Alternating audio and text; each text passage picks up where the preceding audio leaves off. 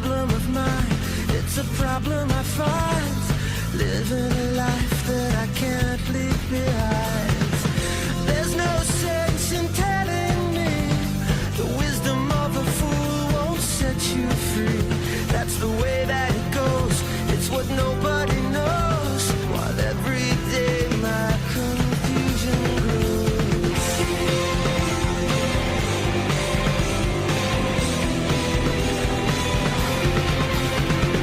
Every time I see you falling, I get down on my knees and pray. I'm waiting for that final moment to say the words that I can't say.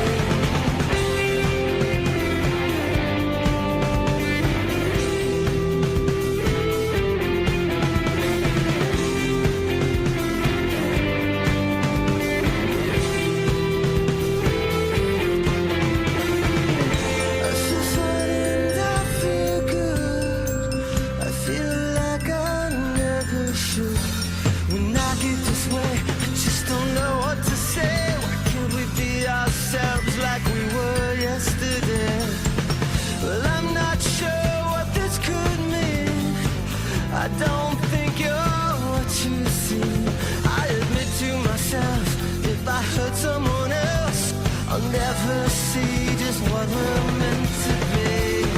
Every time I see you falling, I get down on my knees and pray. I'm waiting for that final moment to say the words that I can't say.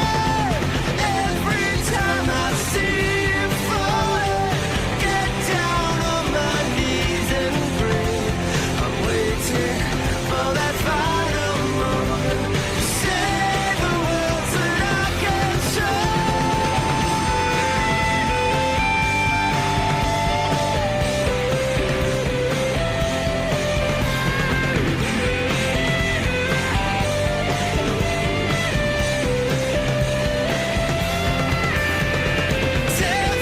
time I see you falling, get down on my knees and pray.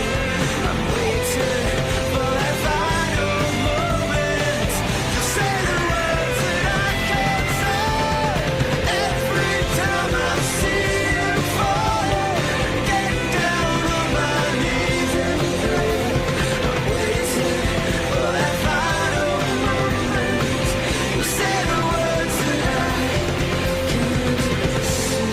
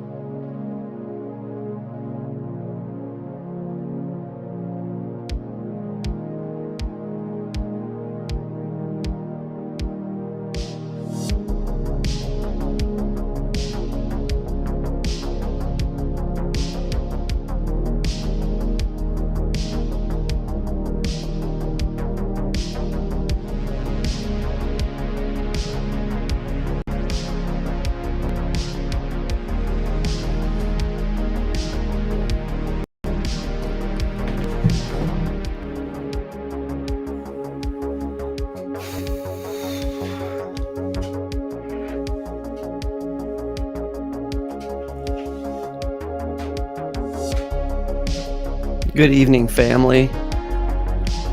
We've been short on time and kind of pressed to get a show together before, but I don't know how many times it's been this short on time and or pressed. That's cool that the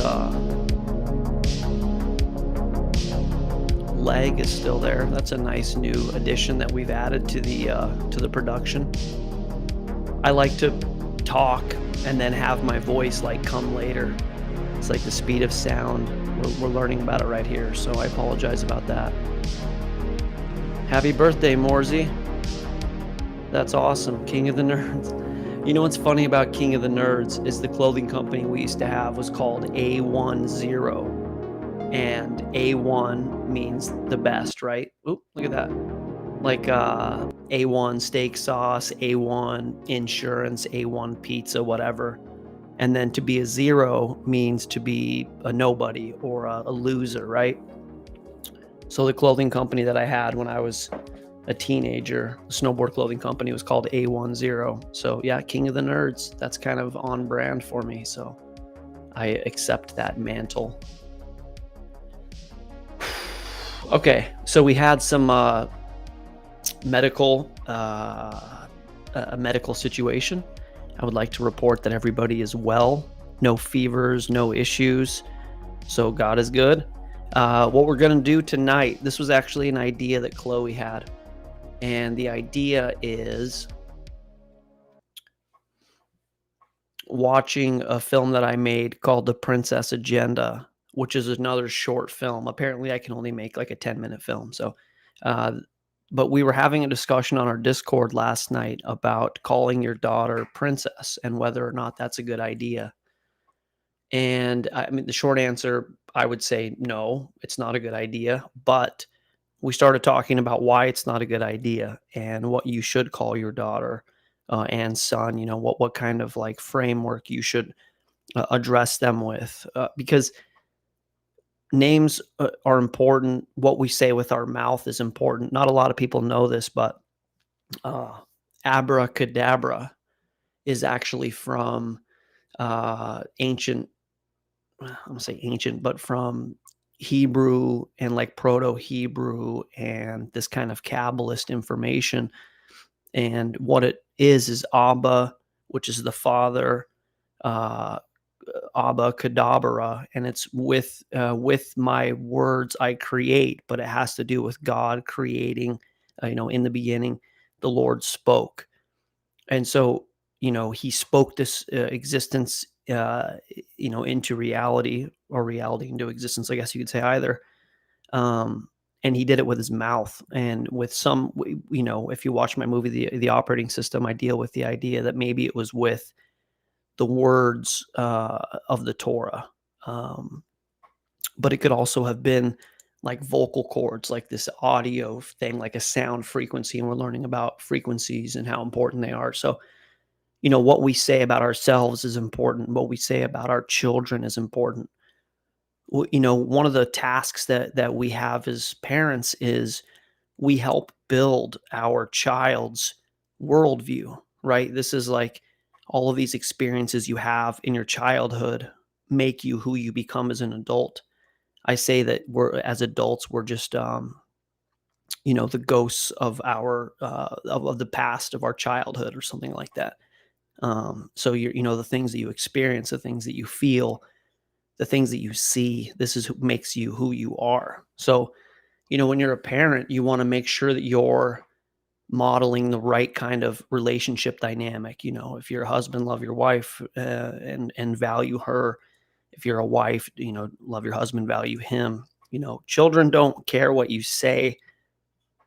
They care what you do. They're watching everything you do, and their brain actually operates in this hypnotic state. I think it's called theta, and basically it's like wet concrete, and everything they do and experience, when that hardens, this is where like good habits come from, and like bad habits and addiction, and a lot of like trauma and tragedy can create like all of these residual angsts and issues in your life down the road. So it's important as parents that we try to model the right kind of example for our children, but the things that we say really matter, including what we call them and what we name them. Like, how many times in scripture is does God like rename someone, right? Like No, your name's not Saul anymore. It's Paul.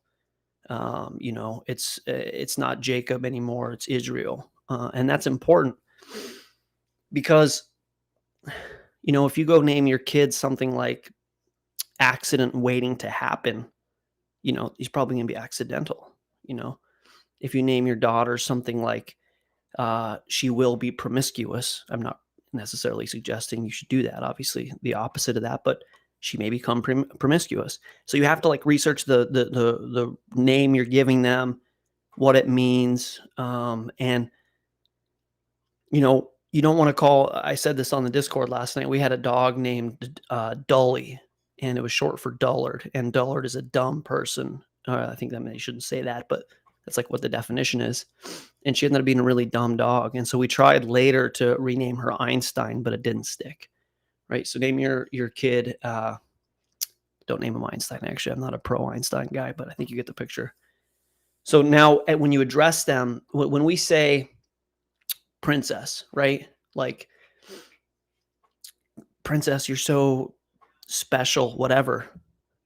We mean the right thing with that. We mean you're valued, right? But where do we get this idea that princesses are to be valued, right? And it's really simple.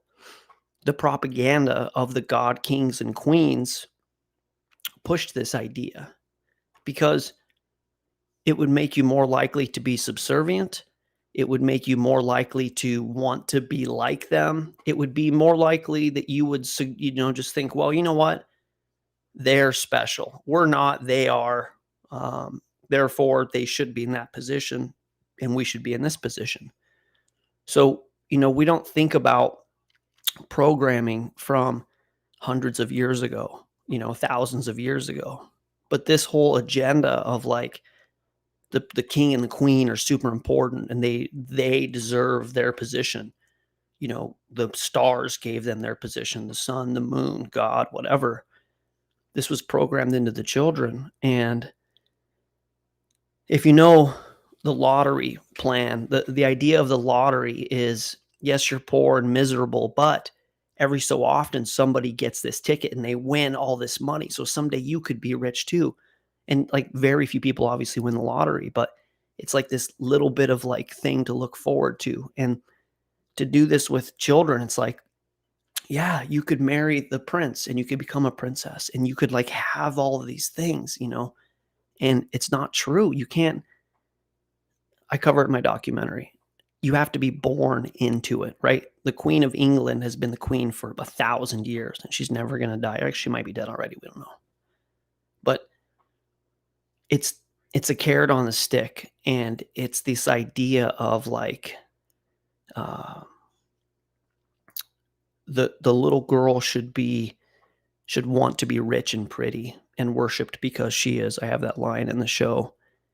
And if you read the Proverbs 31, I think it's 31 or 39, girl, it's really not about being rich and pretty. So we're going to cover that as well. Hello, Chip. Good to see you.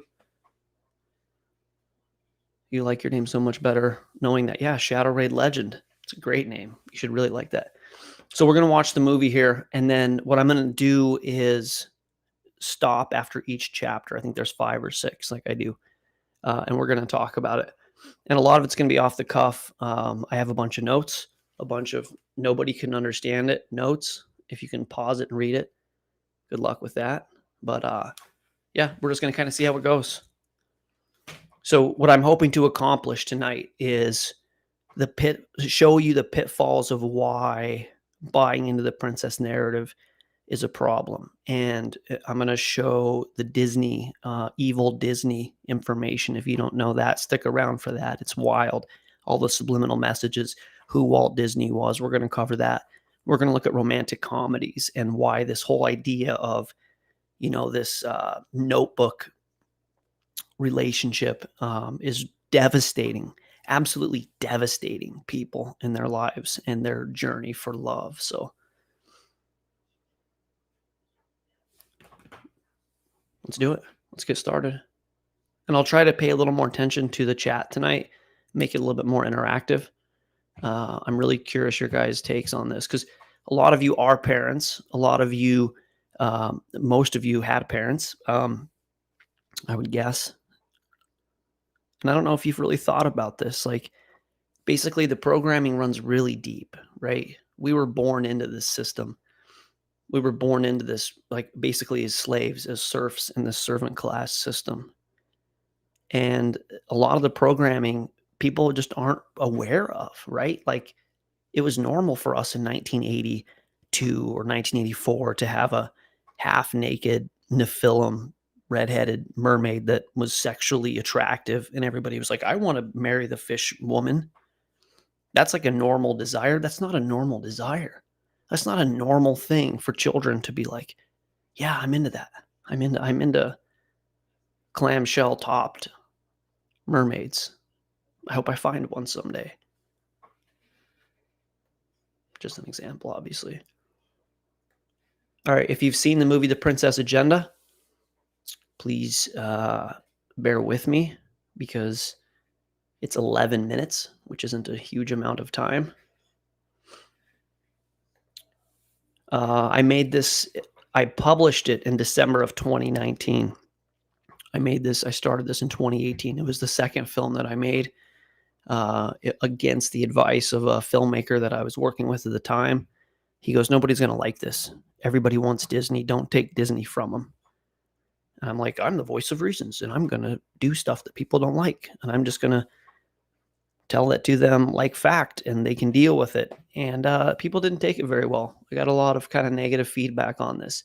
And then I released it on TikTok this last year, and it had a few thousand, I don't know, 10, 12, 15,000 views, which was really cool. And I got a lot of really good feedback on it. So as my films do, it really just like scratches the surface of the iceberg that's underneath. But I try and make it kind of poppy and digestible. But hopefully tonight we can break it in a little bit chapter by chapter. So roll film.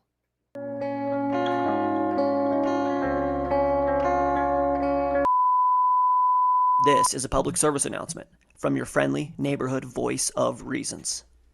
Parents, we all know that this Alex, come here! Alex! Awesome! Do I look like a princess now? Yeah, like a little princess. Hey, a princess! is not okay, right? Right?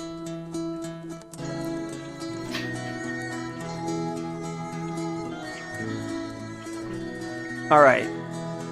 I know that me saying that is going to ruffle some feathers and come across harsh or over the top, but it's not. And here's why. Telling your daughter that she is a prized possession, that she is of much value, is actually founded and positive parenting. The problem happens when we marry the idea of value or being special with the ideal of being a princess. And what's so bad about encouraging little girls to believe they're princesses? I'm glad you asked. Number one, you are lying to your child. Your daughter is not going to be a princess. Princesses are born, not made. Unless you're the king or queen, your daughter cannot be a princess. She can marry a prince, but that makes her a duchess, not a princess. Kate Middleton, Duchess. Meghan Markle, Duchess. Princess Di, Princess. Just kidding, also a Duchess. Her official royal title was never Princess. You don't choose to be a princess. You can't say, "I want to be a princess," then work really hard and be the most fair and the most deserving and then accomplish this goal. And I know what you're gonna say. When I tell her she's a princess, I'm just telling her that she's special and she's highly valued, which is the next problem. The propaganda surrounding monarchs has been so successful over the centuries that we've actually interchanged the idea of value and worth with the word princess. Just think about that for a second. Imagine you really want to communicate to your son how special you think he is, and saying, "Come over here, you little president." How ridiculous. And at least a president has to work really hard to get that gig. Well, in theory, anyways. Princesses are born into the role, a role your daughter, by definition, cannot occupy. Number 2. Oh, wait. Don't get into number 2. You're going too fast, guy. All right, let me move this over a little bit. Trying to make the screen bigger for you guys. Okay, so a couple takeaways there. Actually, I want to do a class of some kind. Chloe and I are talking about that, so we can kind of go over these things point by point. But the first thing there, lying to your child, that's a big deal. I got kind of heavy on that with the Santa thing. The world's like, yeah, just Santa. Tell your children about Santa. Make them believe this. Like, I think a good first rule as a parent that you should think about is, if the tradition of man says to lie to your child, should I do that? Should I do the tradition of men? And that's a big part of this platform, and what I really am hoping to kind of make you guys think about is we do a lot of things based on the tradition of what our parents did and what their parents did.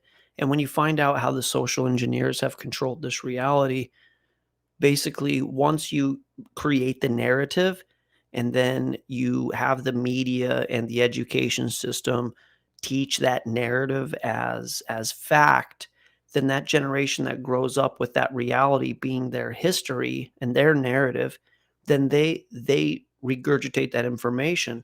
So you don't even have to necessarily control them generation after generation, because now the parents and the teachers are doing it for you, right? So like, you really believe your parents, and as a parent you have to like take that seriously. My kids trust me, and they're hearing this from me, and they think I'm a valid, reputable source. So don't lie to your children, right? That's pretty easy. There might not be things you can exactly explain to them. Mom, where did I come from? There's probably some like creative workarounds there. But, the stork, maybe don't tell them that, because they're like, oh, storks bring children, This thing about being a princess, this is the irony of it, is literally you have to be born into the family. And I showed that video or that picture of the baby queen, like, ooh, I'm the queen. And like everybody like, we're the king and queen. Like, think about how ridiculous this is. I get into the monarchy here in a second, but this idea that like you're appointed to be leader and blah, blah, blah, blah, blah. Well, you have to be a part of that group, part of that bloodline, literally, to become a princess. So don't lie to your children. That's a good one. And then the work hard thing I put in there. And I'll get into this more later, but you really want to teach your child that it's about having high character, high integrity, and working hard. And that if you work really hard, you can get your dreams. You can get the thing you want. Okay. Well, if your goal is to work really hard and be super sexy and like make it to the ball and catch the eye of the prince and like basically woo him with your looks kind of thing, that's a pretty low bar to set for your child. Right? I want to go to school. Well, you know where I'm with that, but I want to like be dynamic and start a business, and I want to be a strong community member, and I want to like be giving and those kind of things. That's what you should be really teaching your child. Not, if you're really pretty and you wear a dress, pretty in pink, you wear like a pretty in pink dress, you're going to get ducky or whatever. Does she get ducky? I don't know. I may be conflating that a little bit. Okay, so we get into the monarchy here for a minute. Monarchy. By the way, I'll go back to big screen. This is a big screen kind of thing. It's a lean, big screen moment. Half big screen. The royal family is so corrupt and evil. Daddy Warbucks, Papa Charles, whatever his name is, King Jerkwad, he's the great grandson of Vlad the Impaler, right? The guy who would impale people in front of his house and then hang out and go into town and steal people and drink their blood to stay young, like the first adrenochrome guy. And they knew that the people lived in squalor and they would like live on the hill and their waste would like run down the hill into the town and people would drink the water. It was just terrible vampires, right? And Jimmy Savile, I covered all of that with a Ghislaine Maxwell deal. Jimmy Savile was an advisor to them. One of the most evil men that have ever lived. That guy is absolutely the devil on earth, right? And he hung out with the king and queen, was knighted. Not good people, right? And through the media, through the blitz, remember like the royal weddings and stuff? Ooh, look at what she's wearing, a dress that goes all the way to Edinburgh County. That's fact check that. That's the name of the county. From Buckingham Palace to Edinburgh County. It's the longest dress you've ever seen. We'll get into weddings later, but talk about makeup on a pig. That's what the royal family's propaganda and royal wedding stuff is. So, like, withdraw consent. Don't tune into the royal wedding. Don't care what Harry and Larry are doing, right? Like, being fixated on their, like, monopoly of control, which is basically because they have all of the old money and all of the land. Like, check out. Very anti-royal family. Monarchs are a dated and laughable means of controlling the population. One that, to be honest, I'm surprised still exists. I mean, think about it. A family gets to rule the land because why? They were appointed by God or the moon or whatever Erroneous reason they tell you they get to be in control. You shouldn't be in control because you are rich. And you definitely shouldn't be in control just because your parents are rich. They're not. All right, I didn't make it that far. At least I'm interrupting myself here. So you saw the video I did on my last account. The king and queen sit on these golden nonsense throne. Look at this. Look at the regalia. Look at the pomp. We're at our golden altar, and you all must wear wigs. Everyone wears a wig. Sit in a box. You guys all sit in a box. You face each other. Don't look back. You work for us.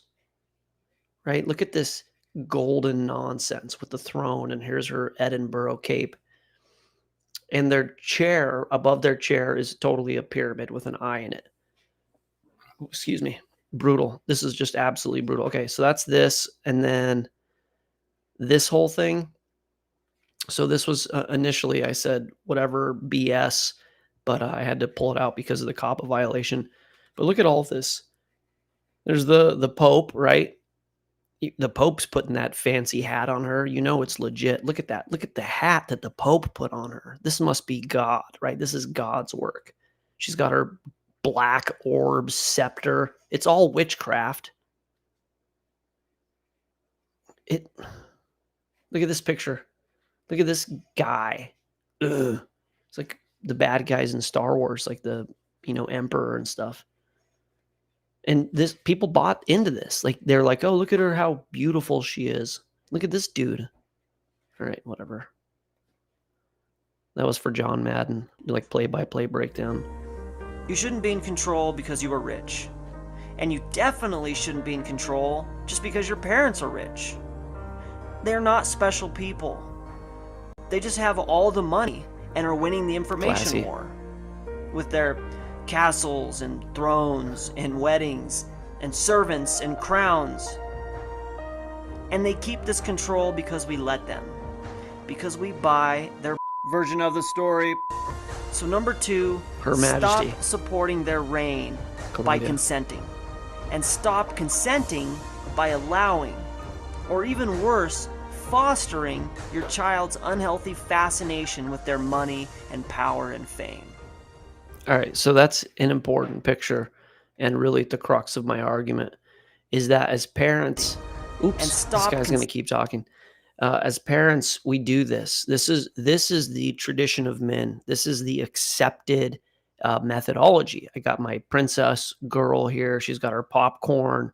She's got a ribbon in her tiara, and she's just munching, watching Disney movies about all these princesses. And I'm going to get into all the sexual subliminal messages and all the evil stuff. I mean, we could do 5 shows on Disney alone, but you think that you put the child in the chair and you're like, cool, this is good, healthy entertainment for my child, right? And this was the plan of Walt Disney. Disney, and let's go into all right. I got to show you this really quick. I'll do Evil Disney later, but just so you know who Disney is, a lot of you know who Walt Disney is, but Disney is a pedophile from what I hear. I don't know for sure, but that's what I understand. This is him with his Order of Demolay, high-level Freemasonic, 33rd degree, and Demolay Masonry. I understand there's different levels of Masonry. By the way, I'm going to be having a debate or discussion with that Miho guy on TikTok, which will be cool. We'll promote that later. Should be good. He seems like a nice guy. But yeah, Disney and 33, from what I understand, they basically were like, here's the plan, you see. Here's what we're going to do. We're going to make up a fancy cartoons, right? And we're going to show all the kiddies some things that they shouldn't be seeing, right? Yeah, that's a good idea. And then we'll tell all the parents that this is good for the kiddies. And they'll eat it up, and the kids will be watching this. And that little girl is going to be like, rah, rah, rah, eating popcorn, like looking at sexual things and whatever, right? This was like, you got to give it to the devil. He's crafty, right? The whole like, if it's a cartoon, kids aren't gonna. What's gonna be the problem? There's not gonna be any problems. It's fine. So you just set the kid down, and the kid watches the thing and changes their whole paradigm. Their whole version of reality has been affected by the things that they saw at that age, including myself. There was a family in the town I grew up in who had ties to kind of occult stuff, and they had all the money, and they would hire the people in town and stuff. And this was up in a mountain community where there was no cable. Like you had like one channel. You could get channel 4 on a good day, but there was no real entertainment. And they had this library of Disney movies, and it was dozens, if not 100+ Disney movies, all of them. And all the kids would go to the mountain, to this town or this house, and they would just watch Disney movies all day. And it was like, they were like a very outwardly Christian family. And it was like, yeah, we're like, whatever, helping the children. It's just, it's deep. And one of the big platforms I'm going to stand on with this is protecting your children. Okay. At least till the age of 7, ideally till puberty, like, 10, 12, 14. But you have to control what they consume, what they process in their beautiful little minds, the experiences they have up to that age. So many autoimmune conditions and addictions and disorders, whatever in the spectrum of mental, emotional disorders that you would want to get into, are tied back to things you experience and see in those critical years. So just be skeptical as a parent. And I understand it's like, oh, he's going to shelter his kid, whatever. I get that I'm going to come across that way, but just make sure that that what they're consuming is the right kind of thing. Don't assume that because it's animated, it's the right kind of thing. Okay. Let me show you an example of what I mean. I always make these notes and then I just go totally off the notes always. But this here is not what you should be showing your children. This is a movie called Zootopia, and I'm going to cover another clip on it here later. But just this is Zootopia, the end scenes.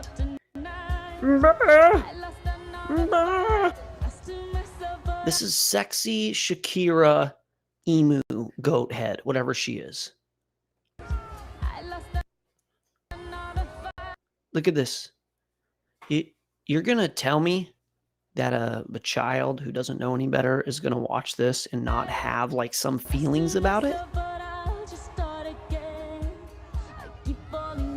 Go ahead, Disney. Let's put a topper on that. I'm sounding such like an old mug, like just like an old muggle here, like just a grumpy curmudgeon troll guy. Let's go ahead and put a top on the sexy singing goat lady, right? Is that too much to ask? Walt or whoever makes this? I don't know who makes this. It's all the same now. Shaking her hips. Oh, here's a good scene. Here's her little tutu-y thing and her, her tail. Let's shake it. You see the movement there? Like, this guy's like, what? This is awesome. This is not this is not okay for children. Where is the FCC? Is it the FCC? FAA, FCC? The ratings? I'm sure there's got like a G, right? A G.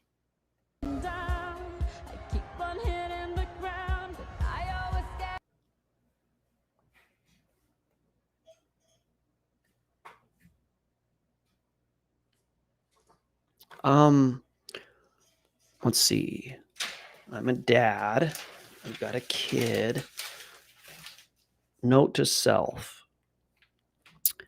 Don't show my child the sexy singing goat lady shaking her goat butt in a very sexual way and pretend that's okay. Check. And people watch Zootopia, I'm assuming. It's like millions and millions of children watch this. Later, you're like, what is it about a goat in a tutu that I'm interested in? Something about a tutu goat that I'm like fired up about. That's weird. Or even worse, fostering your child's unhealthy fascination with their money and power and fame.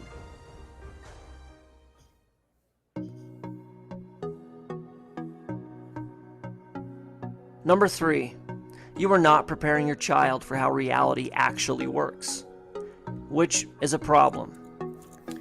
Because by definition, that is your role as parent. You are there to protect, provide, and prepare your child for their adult experience. Such a bummer that I keep interrupting this. I'm sorry. The filmmaker is going to be really disappointed that you're breaking up his flow, but I intentionally choose all the B-roll in my movies. They always have a secondary meaning, or not always, but for the most part. How much credit does this mom deserve for this move? Okay. This is the thing as a parent. This is what you should be doing, mama bear, dad bear. Not that I've done a great job of it. I've made mistakes, obviously. But the kid's like, yeah, I'm at the stairs. I'm a kid. Well, I'm just going to hang out on the stairs. There's no way I assume there's a glass here and I'm going to press against the glass. If this mom was doing whatever, Facebook, TikTok, whatever, the boy would hit the gas. There's no glass there and just go down the stairs. Look at this mom reflex. Look at the dive, dude. That's like Derek Jeter, mom. Saves that little boy. Unbelievable. Kudos, mom. This guy's going to go save the day now. It's cool. There's so many times that our children are in this position and we're not there. We're at work. They're at daycare. Somebody's making $12 an hour watching our kids. We're distracted, whatever. Like this is as a parent, this is the kind of thing that we're there to do. This girl, who knows what that did for that boy? He lives. He's not traumatized. Good on you, mom. Way to be there. Like as a parent, we have to try to be that mom. That's a better mom than the Disney tiara popcorn mom play. I know that sounds simple and obvious, but it is really important. Modern parents seem to think that if they just send their kids to school to get an education, then they've done their job. And I'm not going to get into the whole education thing here, but there's obviously a lot more to being a parent than this. We are designed to learn how to be from our parents. This is how it works in the wild and how mankind has done it for thousands of years. And it makes sense. Your child is genetically similar to you, lives in a similar location to you, and is probably initially at least going to have a very similar life to you. So who would be better than you to show them how to live? No one. So what do you want to show them? What do you want to teach them about what it takes to make it? How about how important character is? How hard work is rewarded and necessary? How being selfless is a desirous virtue? and how there are things that are more important than money. Do you see the problem? These things are exactly the opposite of the princess methodology. Dreaming about being rich and pretty and being worshipped because you are is not what you should be teaching your child. But it's exactly what you're teaching your child with this whole princess nonsense. So I know I covered a lot of that already, but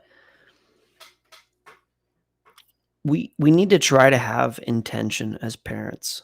And we need to go, okay, this is a future human. It's one of the things that Chloe really researched in child psychology when our son was born.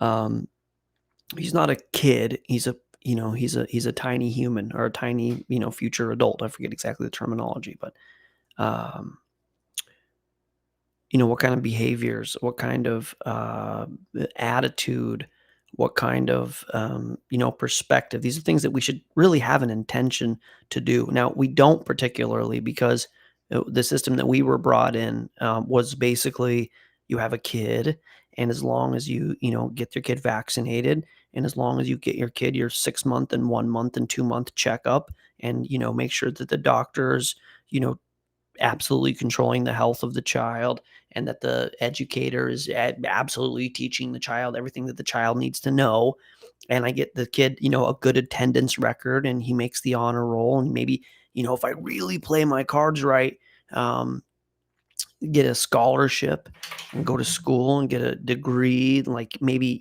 wow, he could be a professor himself, and all the like, this is the metric in our mind of how we succeed as parents.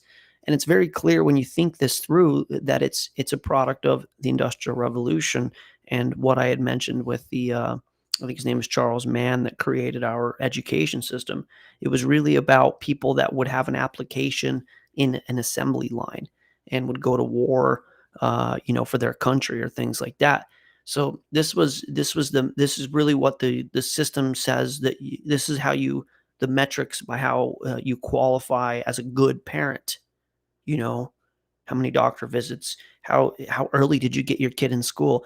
My kid was in pre kindergarten, so my kid was born in school, and my teacher entirely raised my kid. I did it, right? No.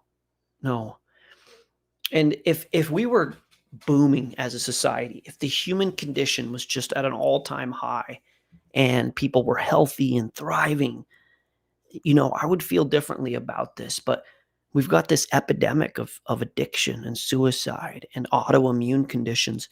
I've said for years now that the canary in the coal mine of the condition of the human state is the suicide rates and the autoimmune conditions. Okay. I would say, I don't have this data, but probably 40%, maybe that's a high number, but 40% of people deal with addiction, suicidal thoughts, like self-mutilation, suicidal thoughts, or an autoimmune condition, something on the autoimmune gradient or spectrum. And if that's the case, that means like near half of us are sick. And I mean sick. Like if your immune system has identified the problem, and that problem is you and is attacking you, you've got a problem. I know this because I have an autoimmune condition that I'm dealing with. And it might have been 20 years of doing a job that was very stressful for me, a lot of other things as well. But I was doing what the system said. Good job, safe job, whatever, retirement, all that stuff. And a lot of people deal with it. And check this out. You play your cards right. You do exactly what you're supposed to do, but you end up in this loveless marriage with a princess. You're Batman. She's a princess. Both living in a false paradigm of what a relationship should be. You outsource parenting your children to the system. And now you're like, let's say 40, and you go, well, I've got money. I'm not really into my wife because she's older now, and I was only with her because of her youth and her beauty, and that's changing. And so I'm having an existential crisis, which is called a midlife crisis. And the system goes, well, yes, but don't worry. All you have to do is make some crazy change to fix this. Buy a convertible, dump your wife, get a trophy wife, do something radical. So it's like you've got this fire that's burning, and the devil's system hands you this, container of gasoline. You throw that on there. And the system is so well designed that it makes exception for this. It intends for you to have played their game by their rules and one day wake up and go, this sucks. This isn't at all what I signed up for. I was told that if I went to school for 20 years and I did this thing and I got a job, it didn't matter if I liked the job and I got the thing, I would be fine. I'm not fine. People aren't fine. We've gotten away from God, our creator. We've gotten away from what it means to be human. The struggle of like getting food out of the ground and like different climates, like, like going through different seasons in your life and different seasons of weather. And like, we live in a climate controlled reality. Everybody's 70 degrees all the time. People are doing drugs to sleep. I take melatonin, so I'm not going to throw rocks in that glass house, but, they're trying to get tired because they were sedentary all day. They're with a person that is actually just the closest representation to the thing that they thought they wanted in a mate based on what the system generated. The system generated concept of what a mate would be. This thrill of being a parent and like being immersively involved in your child and like downloading the information of your life into this, amazing new human, tiny human, and experiencing like teaching them and all these things. And it's been stripped from us. And we live in this artifice and people are miserable. And it's not just this. It's not just Disney movies and romantic comedies, but they're certainly a part of it. I mean, it's obviously much bigger, but look at these young girls and they're like, well, we won't want to, whatever. I'm not going to tell you what it says. Let the film tell you. We've always wanted to be a princess as we were growing up. I mean, most girls do. Exactly, especially when you consider Disney princesses. That's a huge part of any girl's childhood. Number 4, Disney movies are terrible for children. I know they seem innocent and innocuous, but they're not. And that's probably going to piss you off, and you're going to say, well, we were raised on them.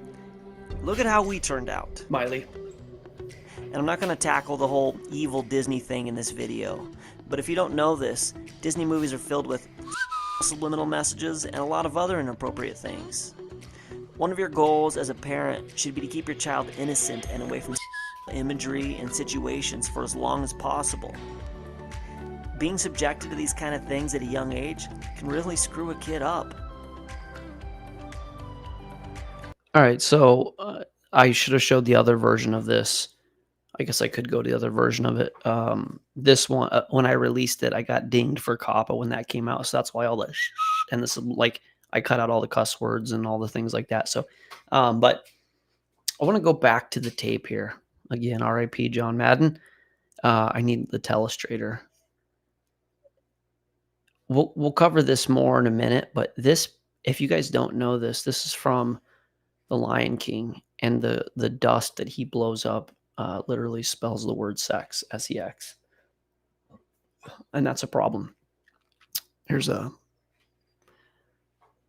whatever, you know what that is. And this is The Little Mermaid. I was talking about that earlier.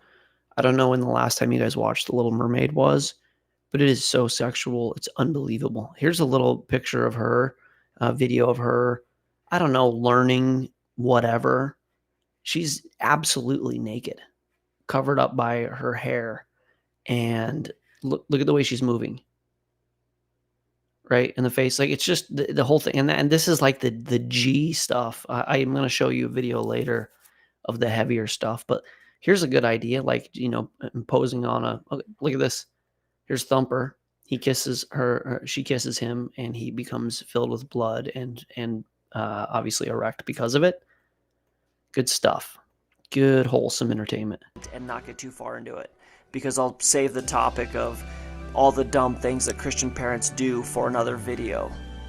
But if you are a Christian parent, you really need to keep this Disney, occult, and magic programming away from your children. Let me get this straight. Harry Potter does magic and he's the devil. But Mickey does it and it's fine. This is him being a wizard. Oh, Mickey, you're so fine, you blow my mind. Hey, Mickey. Hey, Mickey. Oh, Mickey, you're so fine, you blow my mind. Hey, Mickey. Okay, so I get into the magic a little bit there, not a ton. But what I meant by it's okay that Mickey does magic and not Harry Potter, technically neither are okay. But you had this real evangelical Christian movement that was like ban Harry Potter, which I am not a Harry Potter fan. I get that it was well written and stuff, and you want to keep it in the realm of fantasy, but whatever, magic's magic. But nobody talks about Magic Mickey with his magic Masonic aprons and his, doing literal magic, the movie Fantasia. So you have this, you have this scenario where Christian parents are like, well, you can't watch Harry Potter, which again, I agree with, but Mickey's fine. That's how slick this is. You got to open your eyes. You can't just trust something because it's animated. You can't trust anything from Disney, unfortunately. Number 5, you are setting your child up for failure with the already daunting task of finding and keeping a mate. Before I get into what I mean, let me ask you a question. Do you want your child to live more years or less years? Well, the data says that married people live longer. Whether it's simply because of companionship or being able to pool resources or having something to live for, whatever the reason, it's a statistical fact that if you are in a happy marriage, you are going to live longer and be healthier. So how does watching Disney princess movies or rom-coms, which are just the adult version of Disney movies, make it harder to find and keep love? Shut up. It's simple.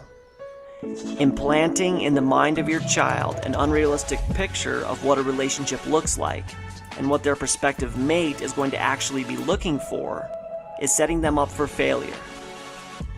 The term suspension of disbelief has been defined as a willingness to suspend one's critical faculties and believe something surreal. It is the sacrifice of realism and logic for the sake of enjoyment. And it is rampant in today's everyone's a star, selfie, Instagram culture. Think about it.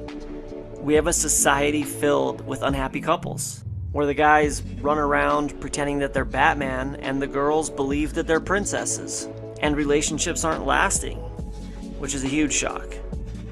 And if you think that watching this kind of programming is innocent, and the kids won't believe they're princesses, or even worse, if you don't think that what they're watching is important, you are wrong. Children do what they see, including what they see on TV, which makes sense. They're figuring out what they are and how this place works. Their worldview is forming. Their subconscious is being written. Over the last few years, we've all learned just how important it is to give our kids the right kinds of food and drink. We need to be just as diligent, if not more mindful, with what we put in their impressionable and amazing little minds. Okay, I can't talk about the wedding thing yet. That's a whole other side of this. Okay. So the rom-com thing, Kev said, don't judge me. I love rom-coms. I'm judging you, bro. I can do that. We can judge each other. Iron sharpens iron. Look, the flesh is tricky. Okay. The flesh wants things that aren't good for you, really. That's just what it is. If you've ever been into alcohol or cigarettes or pills or porn or whatever. And so, yes, the rom-com is literally designed through test groups and through, social engineering to appease the flesh and really be an interesting, emotional experience that you go through. But it's the state of suspended disbelief that I defined. It's literally forfeiting reality at all cost for pleasure. And this idea that let me give you an example.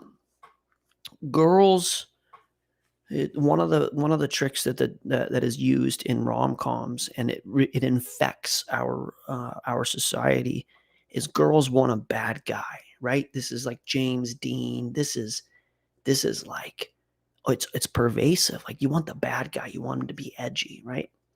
And what you really want is a guy that's a badass, but is a really good guy. And what I mean by badass, I mean like he could fight a bear and take it down, to protect your family. So it preys on the instinct that a woman has to be protected, but it was repurposed in this, you know, playboy, sleeping around, not given, not caring what, people think and whatever. And so these women, a lot of women want that guy. They want a guy in a leather jacket and that rides a motorcycle, but they want him to actually have like a heart of gold, right? This the princess the frog, she kisses the frog and he becomes a prince. This is what they want, this reclamation project. Well, how many of these guys that are real badasses, and I mean like motorcycle, Hell's Angel, whatever, have a heart of gold? The answer is not a lot of them. That's a unicorn you're chasing. And if you chase that your whole life, you might end up single way, at past, really the time that you could get a mate, because you're literally looking for something that doesn't exist. Right. And this is how the system works. It's like, I forget what it says in the screw tape letters, but basically it's that he gives the man the desire for the thing and then makes him pursue it to his demise. Like this fictitious character. Here's another one. Okay, let's flip it and go the other way. What does the guy want? The guy wants the 10, right? The smoking hottie who is just, shapely and whatever, but he wants her to be like low maintenance or like, super faithful and like, good to him, right? It's like the same idea on the other side. And so you get the girl and she's really beautiful. It turns out she's a Maserati and she's really expensive and you can't even afford the registration, not to mention the insurance and certainly not the speeding tickets, right? What are we looking for, really? What are we looking for? What do we need, right, out of a relationship? And I'm 44 now, and I've had not a lot of relationships, but I've been in relationships my whole life. Serial monogamist, I kind of was, but you want a woman who is interested in your well-being, who wants you to succeed and be happy, and wants to support you, and wants to parent your children, mother your children, and help.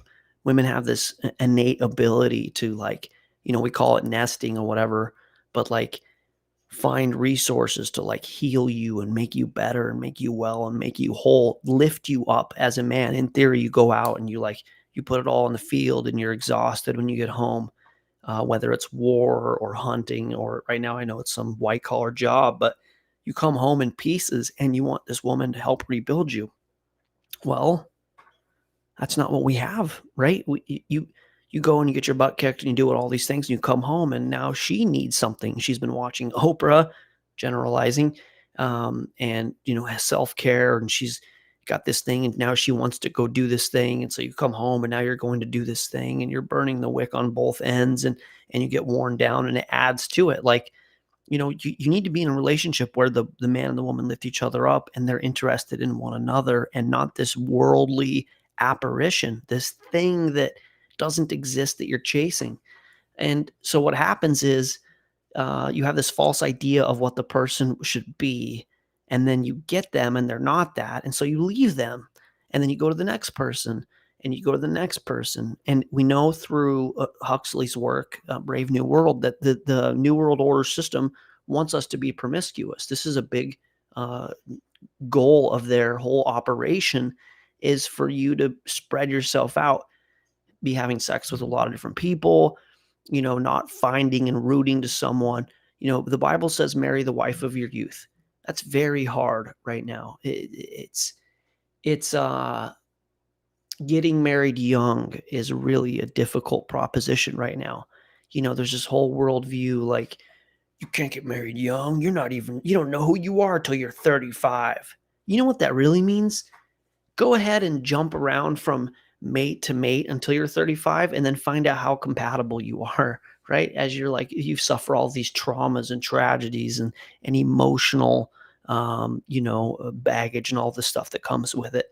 Yeah, now I'm 35 and I realize the whole thing's a joke, and now you can go off and be single. And there's a thing for being single. I'm not going to be hard on anybody who wants to be single. And there's people that like really enjoy that. And some people are called to be single, but a lot of people weren't called to be single. And this system, this rom-com, illusory idea of who you should be with, tangled them up and chewed them up and spit them out. And now they're, they didn't have a chance to be a mother or be the kind of mother that they could have been or whatever. And now the kids either didn't exist or they do, and they're miserable because their mom wasn't around, or, the dad got the girl pregnant because he thought he was a badass and he left. And now, who's raising the daughter or who's raising the child? I mean,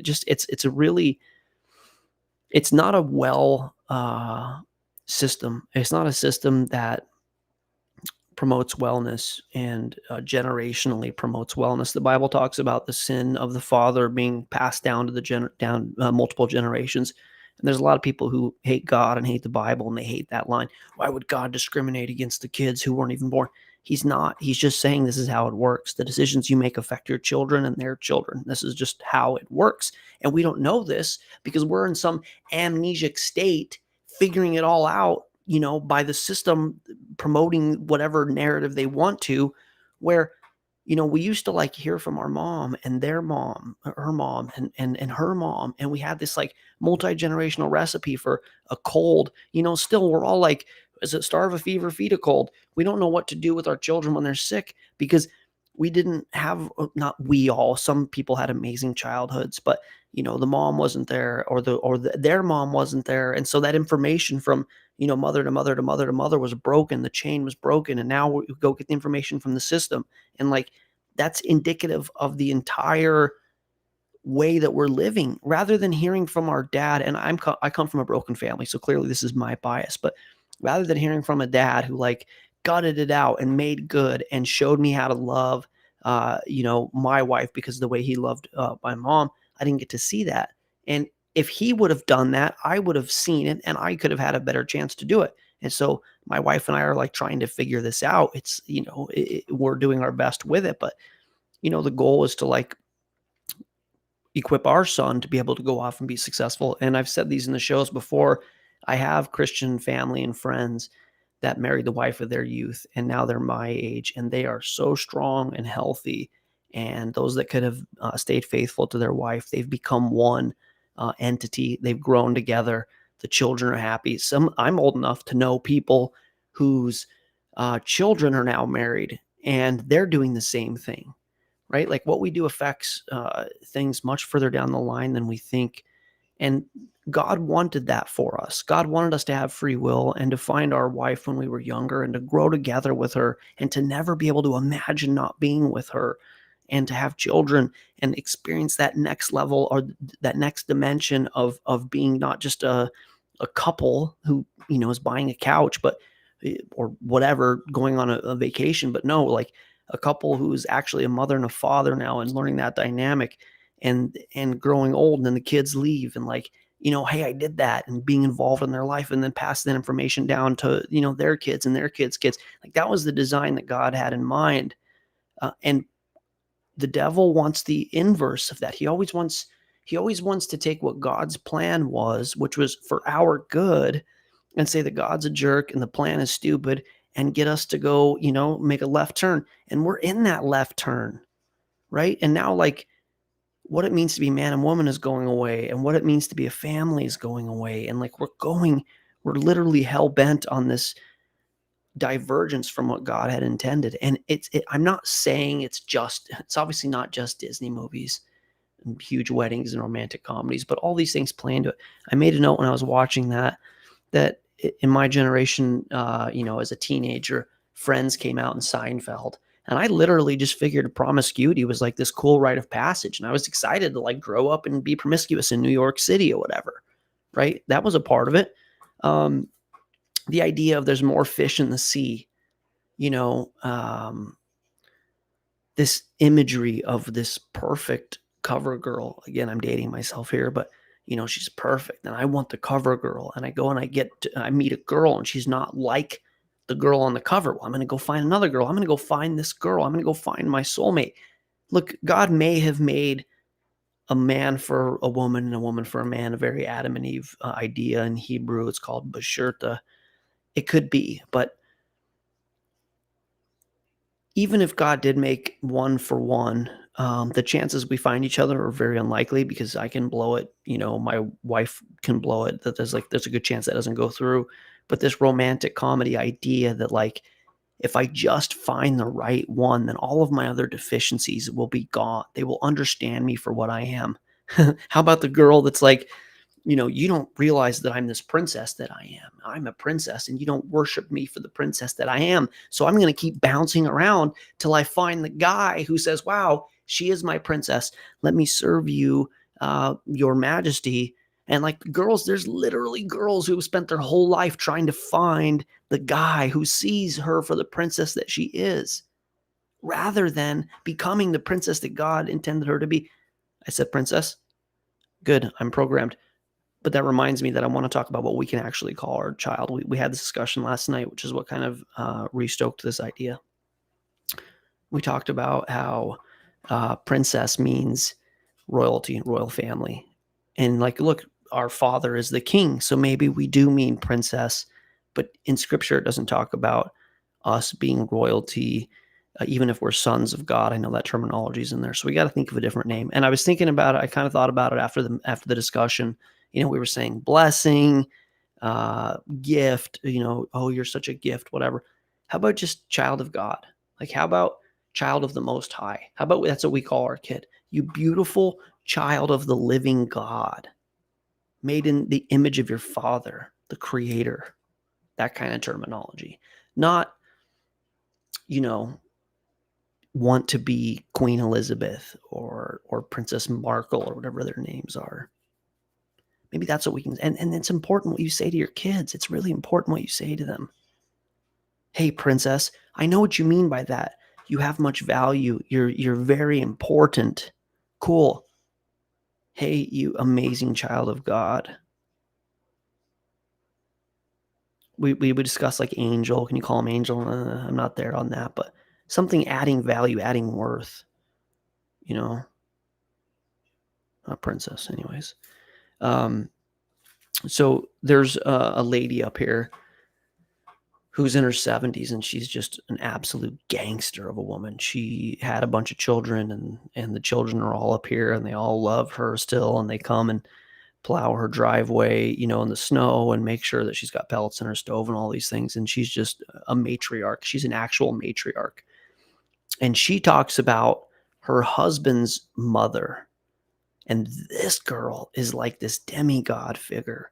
And she knew how to like cure children with food, basically. And one of the stories is a kid had a really bad respiratory syndrome of some kind. I don't know if it was chronic or acute, but the kid couldn't breathe and was like dying. And the matriarch, the matriarch that I'm talking about's mother-in-law, who was like even wiser, and these girls, they were like oxes. They were strong and they could farm, and they were just like unbelievably dynamic. But anyways, she grabbed the child and threw the child in a snowbank. Right, great parenting. And the child got covered in snow and in her, you know, in the mouth and eyes, and it shocked the baby out of it. And the baby went from like being in a very serious, distressed respiratory straight to fine and alive and well. And then another time, she tells a story that this one kid was really sick, and she goes, take that kid to the doctor. And they're like, we don't think it's that bad. She's like, take the kid to the doctor. That kid's in trouble. They took the kid to the doctor. The doctor said, oh, the kid's fine. Go home. The family drove back in with the kid from the hospital, And this super matriarch is the matriarch and super matriarch, if you're following the story, came out and said, "What are you doing here?" And they said, the doctor said the baby's fine. And she said, "The baby's not fine. The baby's going to die tonight. I know death. I've seen it. Take the baby back down." And they took the baby down. Turned out there was something that was going to kill the baby that night, some sort of hernia or, hard thing or something. I don't know what, but this is the kind of thing that she learned from her mother and her grandmother and thousands of years of these amazing superhumans that were our ancestors who downloaded this information from generation to generation. And now here we are in 2022. I was born in 77, and I was totally cut off from that whole reality. I don't know my grandparents hardly at all. Some of you do. But I call it amnesia. We're suffering from amnesia because at the time in the 60s, 70s, it was like, well, the nuclear family was stupid, blow that up. The 60s happened, counterculture happened, and we basically went super Vogue, like literally. With Vogue was like an In Vogue magazine at the time, but like Miss Magazine and Vogue and all the Good Housekeeping and all these kind of like this new way to learn how to be a chic mother and a chic dapper dad, and we just took our whole history up to that point and punted on it and just relegated it to the dustbin of history. Broke the chain of information. That is so important what I just said. Broke the chain of information, because once that information isn't relayed from the matriarch to the future matriarch, it dies with her and it's gone. And guess where we get our information from now? The system, Google, whatever, all these different kind of things. Like the system, we know how to parent our children because of what the system told us to do. And right in the very center of this storm of me being pissed off about it is Disney movies and the propaganda that your daughter should want to be the Queen of England's henchwoman. It's bananas. Okay, now weddings. I've covered the engagement ring thing. Absolute sham. Do not go buy a expensive diamond engagement ring. Do not do it. And if you do, don't tell me you did it, because I'm going to be pissed. I'm going to be like, I'm glad I spent all this time talking at you to go blow $4,500 on something that's intrinsically worthless. Don't do it. Don't do it. This whole big wedding idea, don't do it. You know why? You're not a princess. He's not a prince.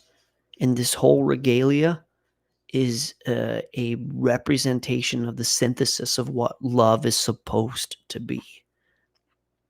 I say this in this documentary here. The more money that's spent on a wedding, the less likely the relationship is to last. And why would that be?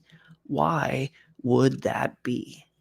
Because you're getting into this game of life relationship to keep up with the Joneses and to show everybody how fancy you are and how fancy your dress is and how much your social standing you have and blah blah blah, all these things. It's about transposing your success to the persons that are watching and judging you and are always disappointed in it, and you're showing them just how successful you are by going $30,000 into debt for a night where everybody's going to get schnockered. People are going to get DUIs driving home.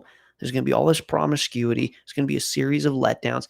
I get that this is negative, whatever, but take the money and any giftings that people want to give you and tell them to help put a down payment on a house or, whatever. Go buy a piece of land with that money. Go buy a piece of land and start off building equity in your life and getting out of debt from your mortgage that you're going to spend your entire life paying down, which is 2 to 3 times what you actually borrowed in the first place. Buy a house with that. Buy some land, learn how to farm your land, learn how to cut down a tree and build a house. Do something. Don't do this. This is not. I'm out on this. I almost played it with just you watching me watch it. I better actually click it back on. It's just all part of the same thing. It's all part of this plan or framework that you are supposed to adhere to acritically. And it's believe you're a princess, find your prince, have your magic ball wedding, blow all your money on a wedding, whatever, have the kids, put the kids in school because you both are working, and the system is trustworthy. They can raise your kids and make sure, like, it's part of this whole thing. This is why, like, this isn't the indictment. The system is on trial here, but this is certainly a piece of evidence and something that this is like low hanging fruit of, like, I get it. People don't want to forfeit Christmas a lot. People want to still do Santa. People want to do the Easter Bunny. People want to do a lot of the things that have become their narrative, and, like, they don't want to hear it, basically. And I get that. But this one, I implore you, there's no good to come of this. This princess mega wedding rom-com and making it normal. It's just, this is something we need to, I'll use a system word against it, evolve past. It's time to get back to our roots a little bit and stop buying into this. All right, here we go. Oh, and if you're gonna try and live out your princess dream by having your magic ball fairy tale wedding, just know that statistics say the more money you spend on a wedding, the less likely your marriage is to last. Couples that are trying to live the fairy tale relationship, the kind that starts with a fairy tale wedding, might be more likely to struggle. Because this is real life, not a movie. And as beautiful as it is, this life is challenging and complicated, and so are relationships. As a parent, we need to prepare our children for how things are, not how Hollywood tells us they should be. This scene got, I think, my whole this whole last part taken down on Number TikTok 6. because of dangerous stuff or whatever. Okay, so Moore says that he gave your ex a handed down modest ring and married in our living room. That's cool. That's a really respectful way to do it. There's actually, if you guys want to reach out to me, I can help you find what's called the ketubah, which is the Jewish wedding contract, and kind of go over with you what you need as far as legally, there's a G in there, legally, and in front of, maybe in front of God's eyes, to be considered like valid. Although there's even some speculation on that, but it can be kind of smaller. And if it's really about love and wanting to spend the rest of your life with this person and not about some sort of fanfare and Jonesian impression, it doesn't have to be that. And this is a thing that I challenge you to do. Like, break the mold, right? Chloe and I did this. We didn't do the wedding. Everybody knows that. We didn't have a big wedding. We didn't ask anybody to get us gifts. Some people feel really compelled to have the state marry them because they, by the power vested in me in the state of Maine or Colorado or Arkansas or whatever, I now pronounce you man. And if you think that the state needs to be the authority in your relationship, whatever, pray about that. But, there's a way to do it where the authority would be under God of the Bible and not particularly the state, right? That's an interesting government worship idea.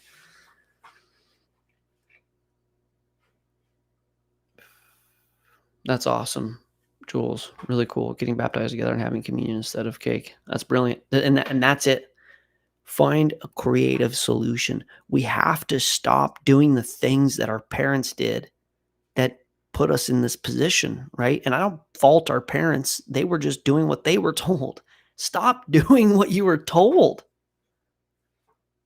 Do what makes sense, right? That seems like that'll preach, right? Stop doing what you were told. Do what makes sense. Do the research. You have the world information aggregation at your fingertips. Find out, what you're about, what you and your wife want, and do what you believe in, not what the system expects you to do.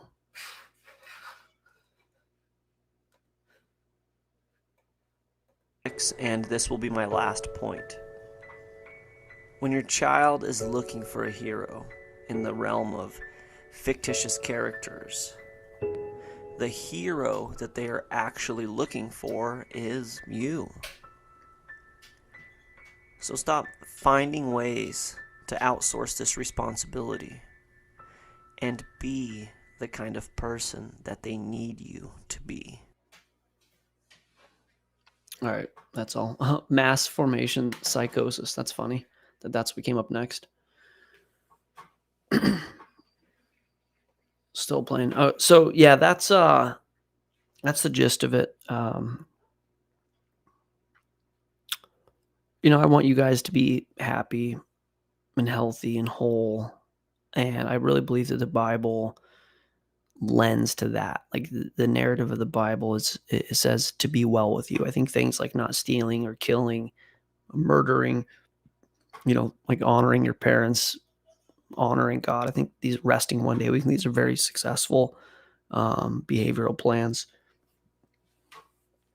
And the system has really deviated from that. And it's one of the things that really, to me, like, why I'm a conspiracy theorist and a Christian is they go hand in hand. It's so much of what we're told to do is in opposition to Scripture. It's as though there's an entity who is in opposition to the philosophy and intention of Scripture writing the narrative.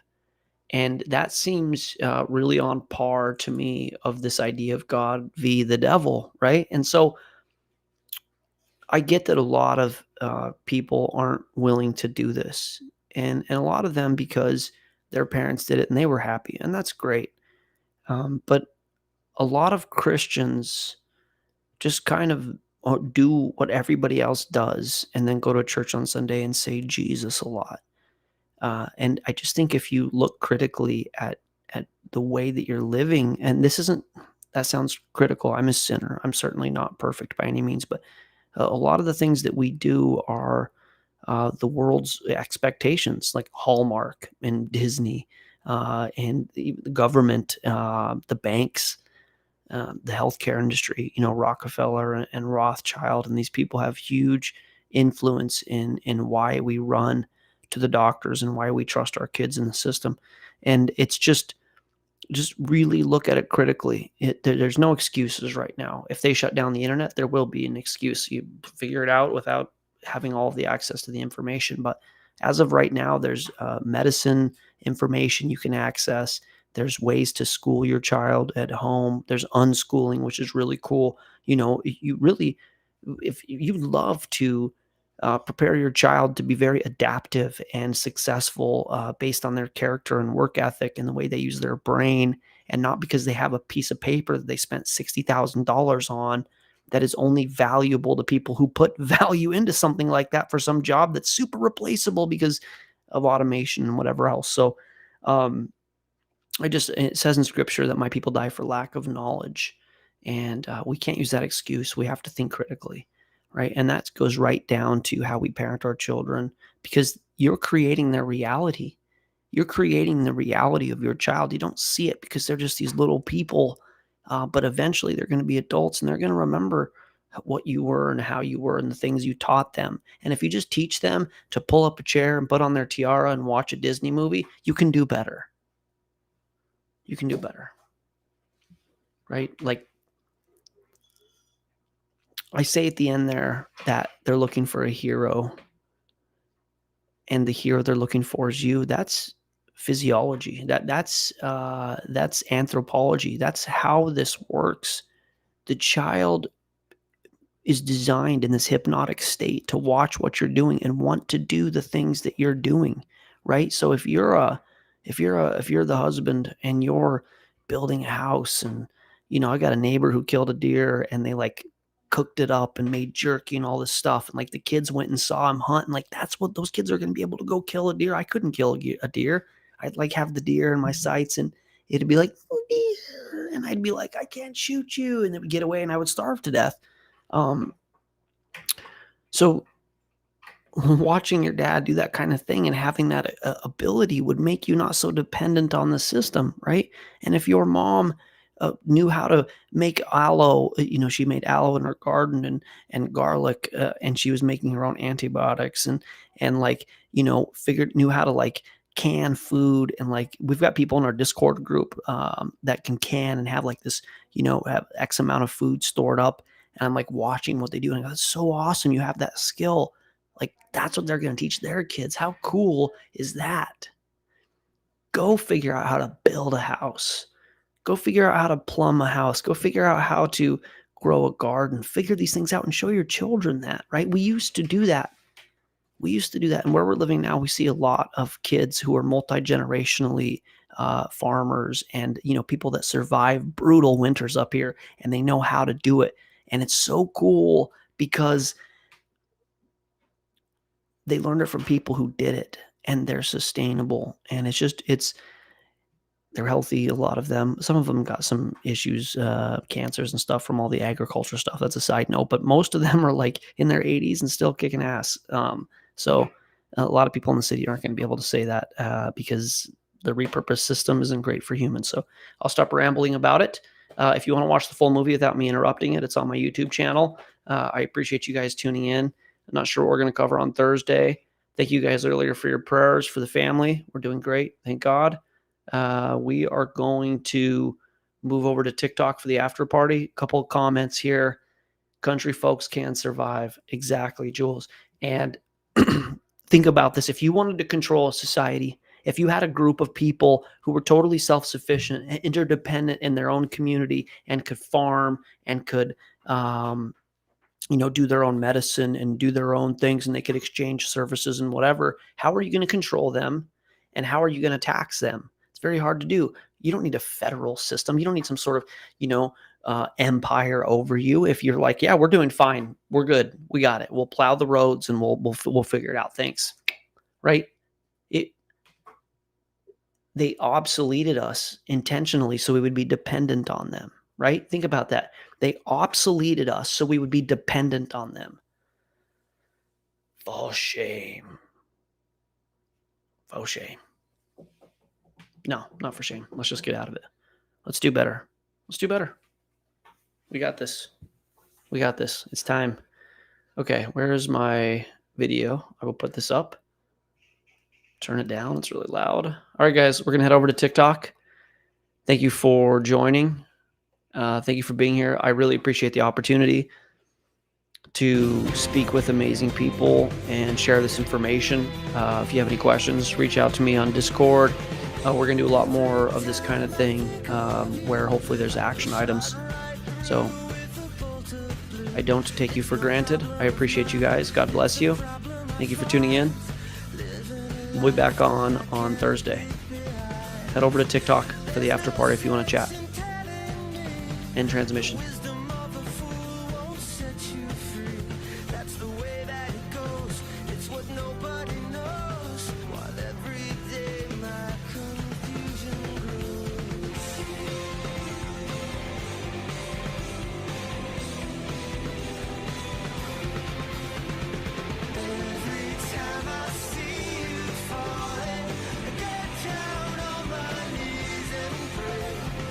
Waiting for that fire.